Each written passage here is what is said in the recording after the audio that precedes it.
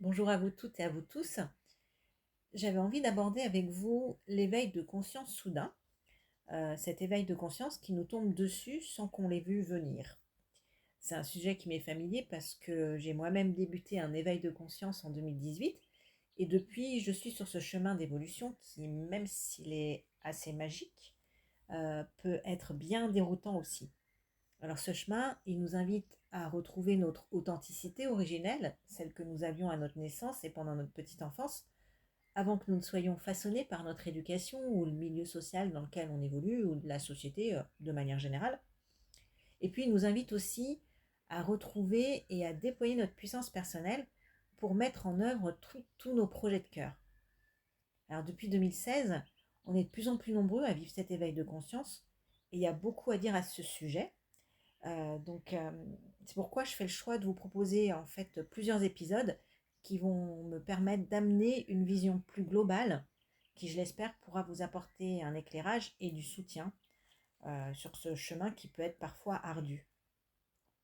Alors ce premier épisode, il va me permettre de présenter cet éveil de conscience soudain, qui n'est pas la conséquence d'un intérêt délibérément porté à la spiritualité, mais qui nous tombe dessus vraiment de manière inattendue et qui va déclencher un mécanisme qui n'aura de cesse de nous pousser au changement sans qu'on puisse vraiment y résister. Alors, quelle que soit l'action qui va le déclencher, une rencontre, un accident, la conjonction de diverses circonstances, un choc émotionnel, un deuil, cet éveil de conscience, il sera suffisamment déstabilisant pour que notre vie en soit bouleversée à tout jamais. Alors symboliquement, cet éveil de conscience, il incarne la puissance d'un développement personnel mis à l'exposant sang.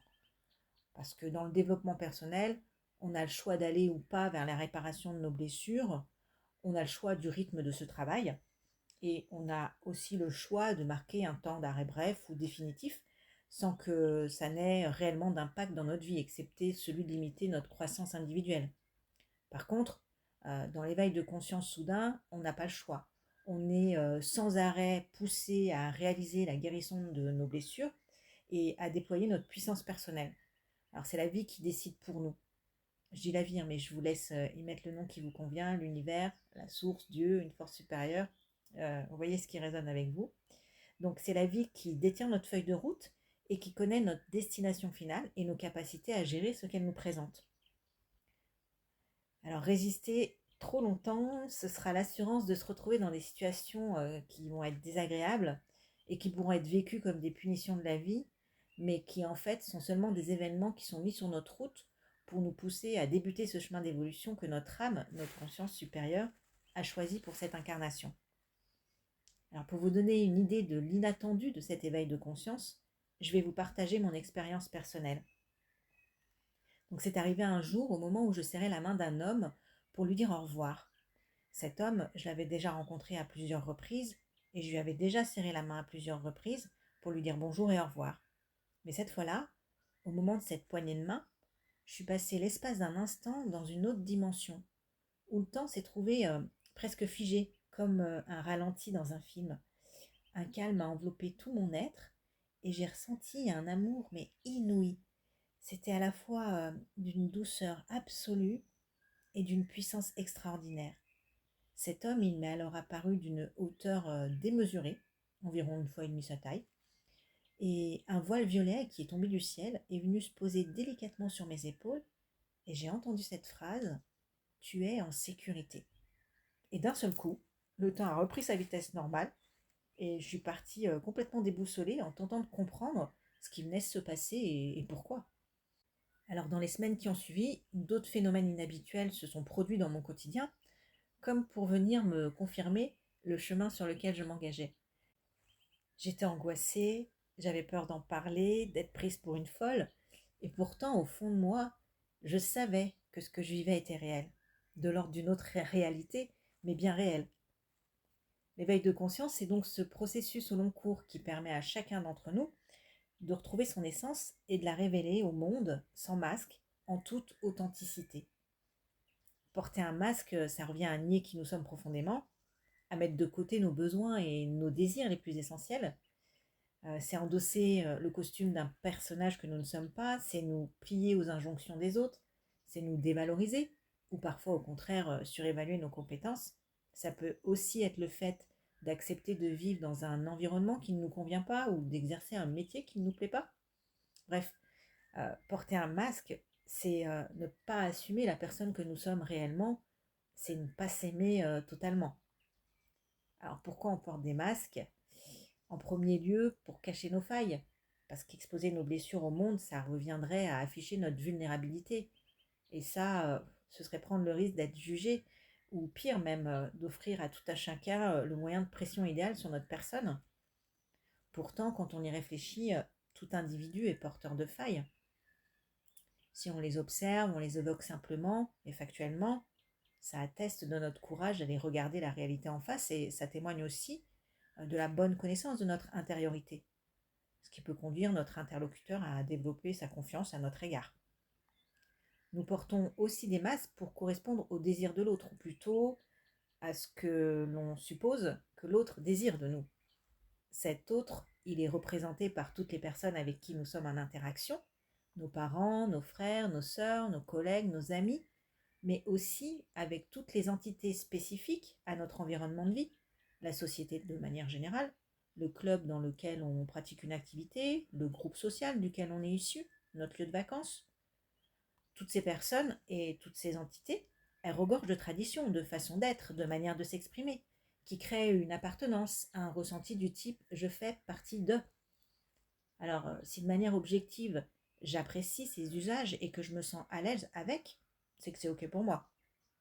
A l'inverse, si appartenant à un milieu social modeste, par exemple, je suis enthousiasmée par la pratique du polo, mais que je me sens dans l'obligation d'adopter un langage et une attitude qui ne me correspondent pas pour m'intégrer à l'équipe, là, je falsifie ma personnalité, je porte un masque en imaginant qu'il s'agit de la seule manière pour moi de faire partie d'eux. Dans la réalité, en fait, on ne va tromper personne, à part nous-mêmes, parce que les personnes qui nous accueillent, elles ne sont pas dupes. Si elles s'attachent à leur seule manière et tradition pour accueillir une nouvelle personne en leur sein, on aura beau tenter de faire comme si nous venions du même monde qu'elles, il n'en sera rien en fait, qu'il s'agisse d'un milieu social plus favorisé ou moins favorisé que le nôtre d'ailleurs. Au mieux, on va se montrer poli et courtois avec nous, au pire, on va nous exprimer très clairement que sous nos masques, on est découvert. L'éveil de conscience, il va donc nous inviter à nous débarrasser de ces masques. Alors, se débarrasser de nos masques, c'est se rendre à cette activité en utilisant la façon de parler qui est la nôtre et en assumant notre différence de manière simple, sans provocation ni malaise. De cette façon, on reste sincère avec nous-mêmes. Alors, pour en arriver là, c'est-à-dire pour accéder à l'expression pleine et totale de notre authenticité, il va nous falloir passer par plusieurs étapes essentielles qui vont se dérouler sur plusieurs années. Ces années, elles vont être indispensables pour intégrer les compréhensions et enseignements de la vie. Et il serait parfaitement illusoire en fait d'imaginer que ce chemin d'éveil de conscience puisse être vécu en seulement quelques mois. Alors l'amorce du changement, il peut prendre quelques semaines ou quelques mois, mais le changement durable d'un comportement ou d'une habitude, ça demande beaucoup plus de temps pour se mettre en place de manière pérenne en nous. On peut faire le parallèle avec un gros fumeur qui n'est pas durablement sorti de sa dépendance à la cigarette après 3 semaines de sevrage. Les différents process qui vont être mis en œuvre dans l'éveil de conscience, ils ne vont pas l'être non plus en une si courte durée. Pour en finir définitivement avec son addiction, euh, le gros fumeur, il va avoir souvent besoin de plusieurs tentatives pour réussir à s'arrêter. Il va être confronté quotidiennement à sa capacité de résistance face aux tentations qui seront environnementales et ou contextuelles. Une fête, l'alcool, le café, la récompense, le stress, la fatigue, ou même simplement l'odeur laissée par une cigarette qui se consume. Même avec la plus grande des volontés, il sera parfois difficile, voire impossible d'y résister.